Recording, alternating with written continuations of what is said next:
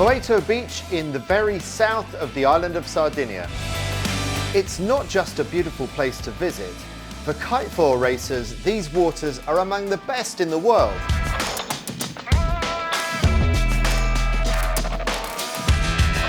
First and foremost, kitefoil racing is a feel sport. The rider has to feel at one with their equipment and how it interacts with the wind and the water. But some riders believe there's still more to be found by using technology and data to help them go faster. One of them is Kai Calder from the USA. Oh, it's been really cool to see over the last few years. I feel like everybody views this as a bunch of surfers, kite surfers, and it's been really cool to get a little more technical in our sport and really try and drive into some of the numbers and, you know, almost transition from, you know, a feel sport to actually being more technical, looking at the data and, you know, almost becoming more America's Cup-esque. German kite veteran Florian Gruber takes us on his journey from Traunsee in the mountains of Austria to the challenging open water racecourse of Sardinia on the Mediterranean Sea. Gruber's always searching for more from himself, whether it's learning to deal with unpredictable weather conditions or challenging himself with new adventures like wingfoil racing. It's really unusual that you have just sea breeze days here. Usually sometimes the Mistral is blowing offshore really strong. So this year the Mistral is making a break, but yeah, I like it anyway how it is. Yeah, the thing is, like, we are heavy riders in the kitefoil class. For wingfoiling, to use smaller wings, smaller boards, it would be better to be a bit lighter, but yeah, it's more for fun for me. I will have a good time next week as well. Brianna Whitehead's on a mission to put Australia at the top of the kitefoil racing scene.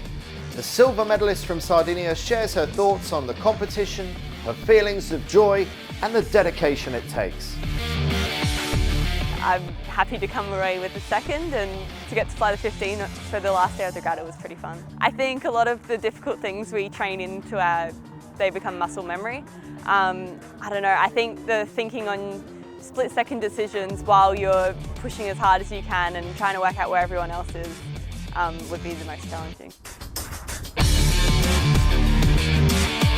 Lauriane Nolot, the women's winner in Sardinia, shares the thrill of victory and her passion for performing at such a high level. I kind of have like always the same guys around me, so it's really interesting because I'm always like trying to like get the one in front of me. But no, it's really great. Like there is like the level in the fleet is so high, it's incredible.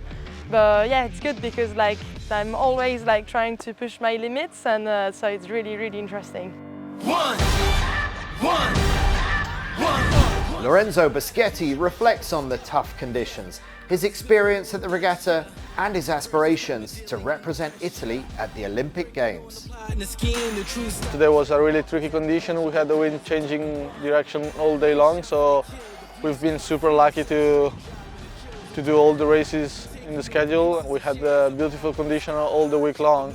The first of all is to make qualification for the Olympics for myself, because we are 2 riders for 1 spot.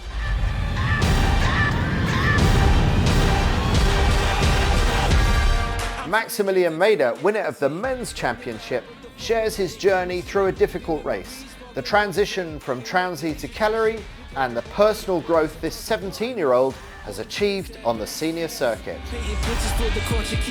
So far it was okay in Traunsee because we had not the strongest of winds. It was much more tiring here, I believe. But again, it was important to manage the recovery, you know, going from one event and then to the other. So yeah, you had stuff to do to try and rest and recover.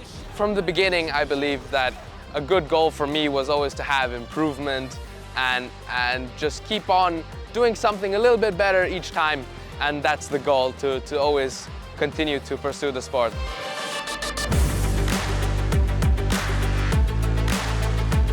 IKA President Mirko Babini highlights Cagliari as a premier destination for international events and the challenge of staging back-to-back competitions in Sardinia. This time we went for a back-to-back event.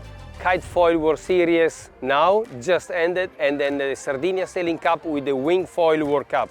in racing. We are in October, we have wind, sun and amazing condition in the water, in the beautiful blue water here in Cagliari. As the KiteFoil racers continue to drive their skills to ever greater heights, their dedication, passion and competitive spirit provide a constant source of inspiration for others. We hope you've enjoyed this brief journey into their world. Stay tuned for more from the kitefoiling world.